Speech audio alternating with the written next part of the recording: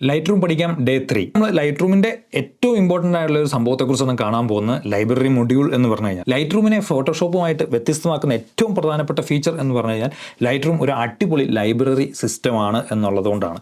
അതിൻ്റെ അകത്ത് library module എന്ന് പറയുന്ന സംഭവം ടോപ്പാണ്. നിങ്ങൾക്ക് ഫോട്ടോസ് ഇമ്പോർട്ട് ചെയ്യാം, ഓർഗനൈസ് ചെയ്യാം, റേറ്റ് ചെയ്യാം, അത് അവിടെ തന്നെ കീപ്പ് ചെയ്യാം, വേണമെങ്കിൽ ക്ലൗഡിൽ സിങ്ക് ചെയ്യാം.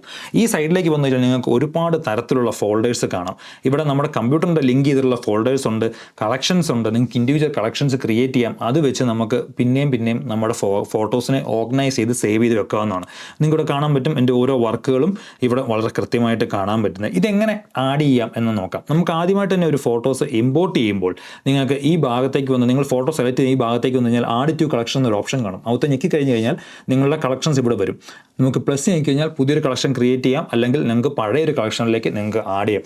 അതുവഴി നമുക്ക് നമ്മുടെ ഫോട്ടോ ബ്രൗസിങ് എളുപ്പമായിരിക്കും. ഒരുപാട് വെഡ്ഡിങ് ചെയ്യുന്ന ആൾക്കാർക്ക് ഒരു സമയത്ത് തന്നെ മൾട്ടിപ്പിൾ വെഡ്ഡിങ് സെറ്റപ്പ് ഒക്കെ ഉള്ള ആൾക്കാർക്ക് ഈ പറഞ്ഞ പോലെ തന്നെ നമ്മൾ കളക്ഷൻസിൽ ഇട്ട് കഴിഞ്ഞാൽ ഓരോ കളക്ഷൻസിൽ പോയി തപ്പാൻ എളുപ്പമുണ്ടാകും.